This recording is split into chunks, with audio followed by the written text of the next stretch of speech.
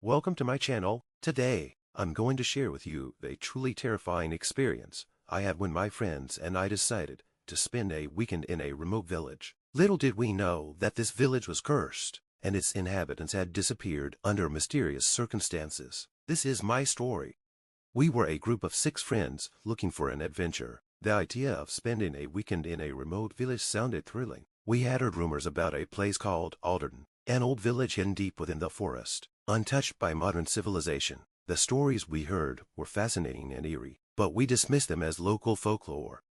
We set off on a Friday afternoon, our car packed with supplies and excitement. The journey was long, and as we ventured deeper into the forest, the road became narrower and more rugged. After what felt like hours, we finally arrived at Alderton. The village was picturesque, with cobblestone streets and old stone houses, but there was something unsettling about the stillness that hung in the air. We found an old inn where we decided to stay. The innkeeper, an elderly man with a vacant look in his eyes, seemed hesitant to accommodate us. He warned us about the village's history and the disappearances, but we laughed it off, thinking he was just trying to scare us. After all, we were here for an adventure. That night, we gathered around the fireplace in the inn's common room. The atmosphere was cozy, but there was an underlying tension. We talked and laughed, trying to shake off the eerie feeling. Around midnight, we heard a strange noise coming from outside. It was a faint, melodic humming, almost like a lullaby. Curiosity got the better of us, and we decided to investigate. We stepped out into the cold night, the moon casting an ethereal glow over the village. Following the sound, we walked towards the old church at the village's center. The door was ajar, creaking as we pushed it open. Inside, the church was dark and musty. The humming grew louder, echoing through the empty pews. We followed it to the altar, where we found a small, old music box playing the haunting melody. Suddenly, the door slammed shut behind us, and we were plunged into darkness. Panic set in as we fumbled for our flashlights. When we finally managed to turn them on, we saw something that made our blood run cold. Shadows moved across the walls, dancing and twisting in unnatural ways. We backed away slowly, but the shadows seemed to follow us. We ran out of the church, our hearts pounding. As we reached the inn, we noticed something horrifying. The village, which had seemed deserted, was now filled with ghostly figures. They moved silently, their eyes vacant and lifeless. We tried to speak to them, but they seemed oblivious to our presence. Desperation took over as we decided to leave the village immediately. We packed our things and headed for the car, but it wouldn't start. The old innkeeper appeared, his face twisted in a sinister smile. "You should have listened," he said. "The village won't let you leave." Fear gripped us as we realized we were trapped. We decided to stick together and find a way out. The next morning, we explored the village, hoping to find a clue. We discovered old journals in one of the houses, detailing the village's dark history. It was built on ancient burial grounds, and the spirits of the dead had cursed it. Every few decades, the village claimed new souls to join the ghostly inhabitants. As the days passed, strange things began to happen. We heard whispers in the wind, saw apparitions in the corners of our eyes, and felt a constant, oppressive presence. Our group started to unravel, fear and paranoia taking hold. One by one, my friends began to disappear, swallowed by the village's curse.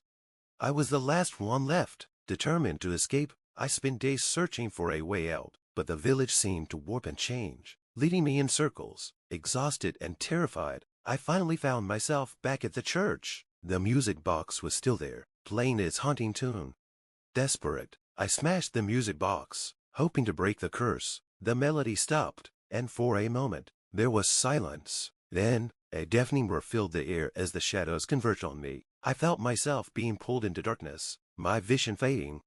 When I woke up, I was back at the inn, but everything was different. The village was lively, filled with people going about their daily lives, but there was something wrong. Their eyes were empty, and they moved like marionettes on invisible strings. I realized with horror that I had become one of them, trapped in the cursed village for eternity.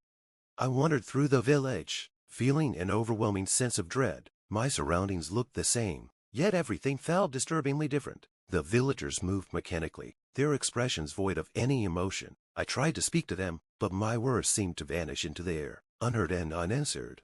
Determined to find a way out, I revisited every corner of Alderton, retracing my steps from the previous days. The once familiar paths now seemed foreign and twisted, as if the village itself was mocking my efforts to escape. The more I searched, the more I felt the presence of unseen eyes watching me, their gaze heavy and oppressive. Days turned into weeks, and my hope began to wane. I grew weaker, both physically and mentally, as the village's curse took its toll. One night, as I lay in my room at the inn, I heard a faint whisper. It was different from the other noises. I'd heard a voice that seemed to come from within me, urging me to return to the church. With nothing left to lose, I followed the voice. The church loomed in the moonlight, its doors creaking open as I approached. Inside, the air was thick with an otherworldly chill. The altar stood as it had before, but now, a dim light flickered above it, illuminating a hidden passage beneath the floor. I descended into the darkness, the air growing colder with each step. The passage led to a hidden chamber, filled with ancient relics and inscriptions. At the center stood a large stone, with a peculiar symbol carved into it. I felt an inexplicable pull towards the stone, as if it held the key to breaking the curse. I placed my hands on the stone, and a surge of energy coursed through me. The chamber began to tremble, and the shadows that had haunted me converged around the stone. The whispering voice grew louder, echoing in my mind. "Break the seal," he commanded.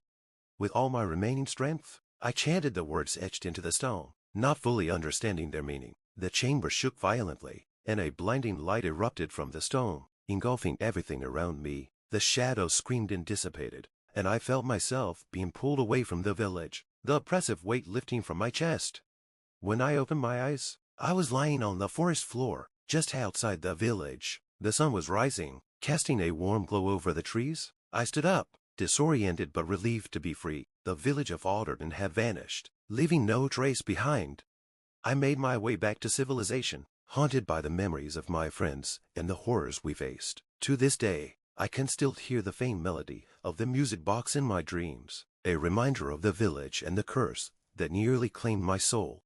To anyone who listens to my story, remember this: some places are cursed for a reason. Heed the warnings and respect the unknown, for not all who venture into darkness return.